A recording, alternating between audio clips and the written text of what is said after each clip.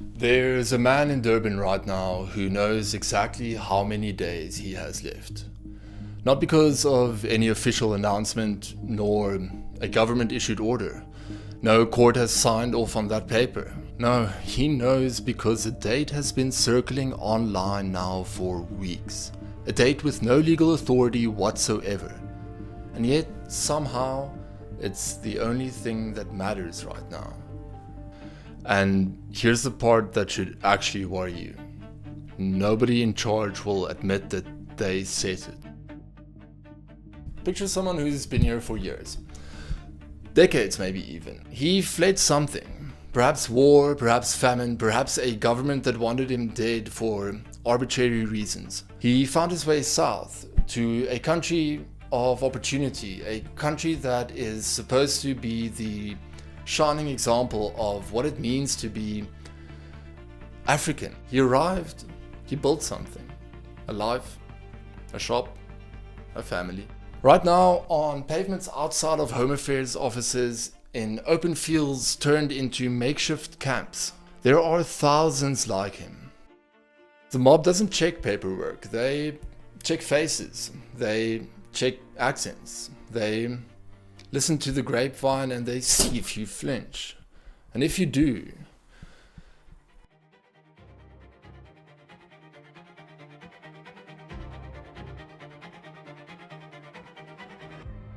population looking to execute vengeance wrongfully.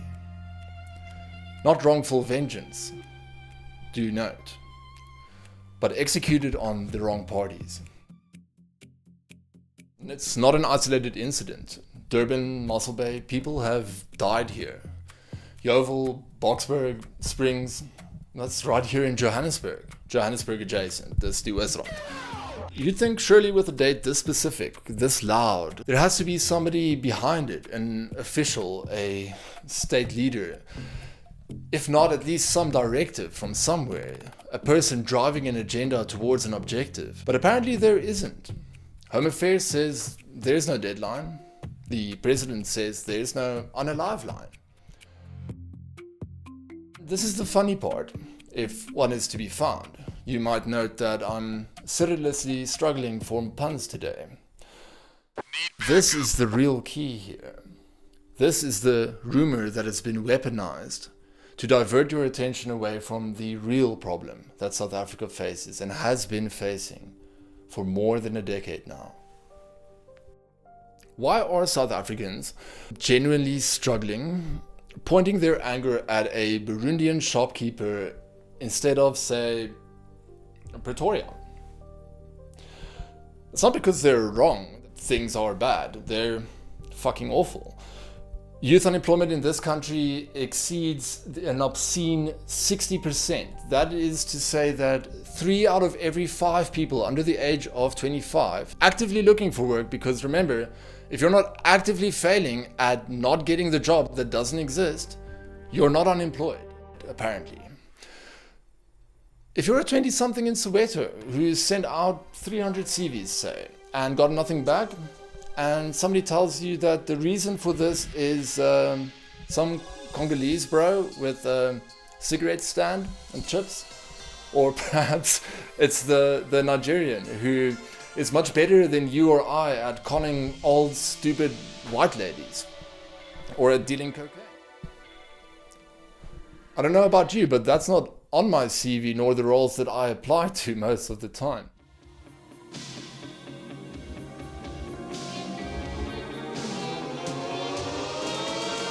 There is no job. That's why we are unemployed.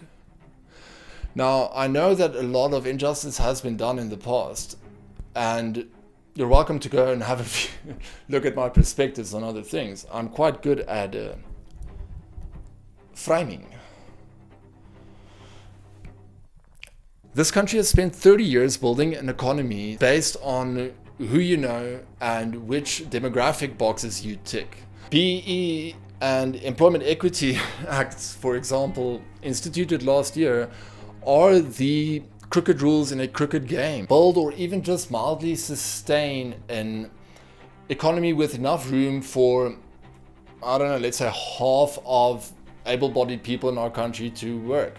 But the ANC takes pride in telling you that our economy has finally gotten to a point of growth last year in 2025 with a whopping 1.1% of GDP growth. What they won't mention along with this amazing stat is the about 345,000 job losses since 2025.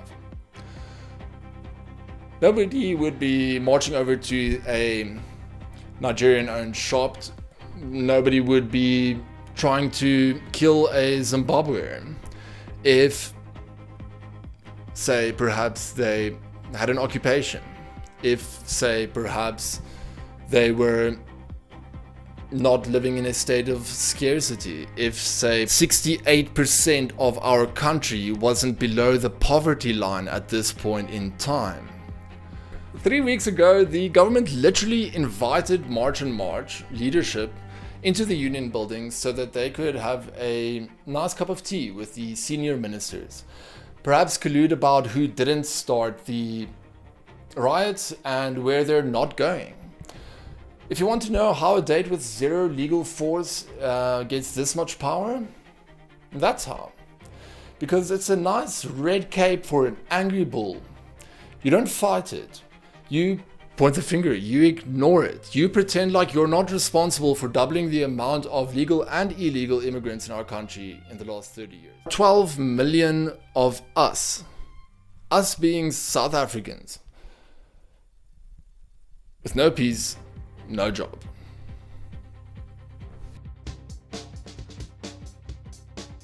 While foreigners are being unofficially and violently told to leave the country by next Tuesday, there is a specific subset of South Africans, known as the Afrikaners, who have spent the past year trying to stay here and not hear the bigoting trumpet sounds coming from across the sea in a country also fighting with ice-cold brutality and selfishness.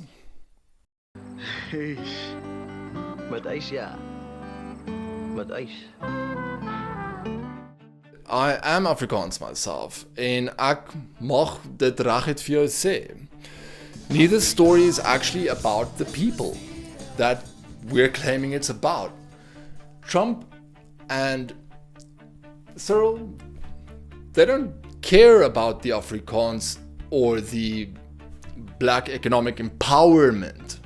They care about filling their own pockets. Dedicated immigration courts, thousands of new labor inspectors, a biometric population register, a refugee centers, move all the way to the border, get them out, build a wall. This is not to fix any problem. This is called pandering.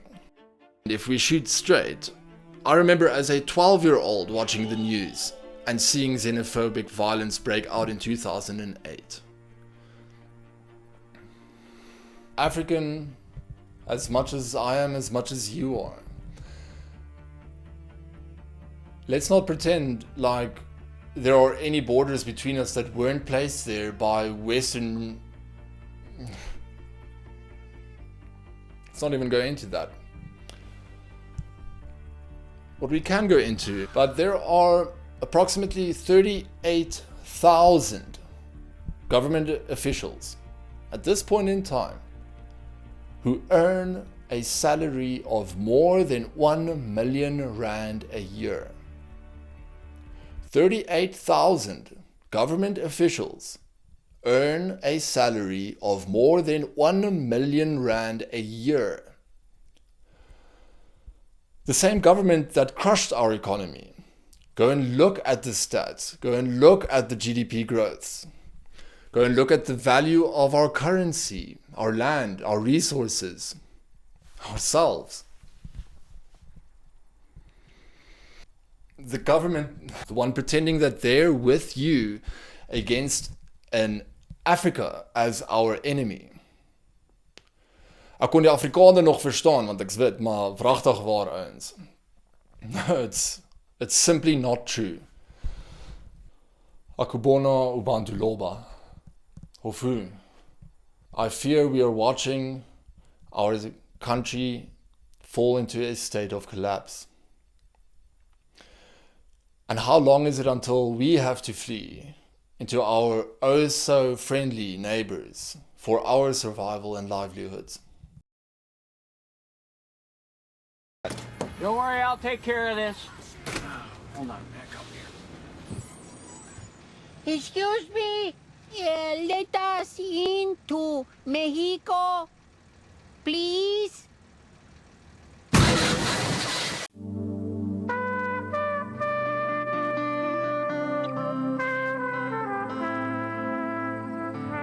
Nog een keer.